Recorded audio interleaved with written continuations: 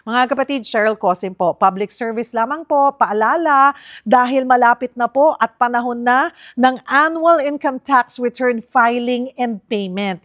Hinihikayat po lahat ng taxpayers na agahan ang pagpa-file or wag nang madedelay dahil ang deadline po ay this coming April 15 na, next Wednesday, mga kapatid. At hinihikayat po na gamitin ang mga online platforms ng BIR at magbayad sa pamamagitan po ng mga authorized e-payment channels on or before April 15 para po makaiwas kayo sa penalty. Mas mabuting mag-file at magbayad ng maaga para nga po maiwasan din ang congestion sa pag-file, yung mga rush at penalties nga po. Para sa kumpletong detalye, ito, bisitahin lamang po ang BIR website o ang official nitong social media pages. Again, April 15 po ang deadline.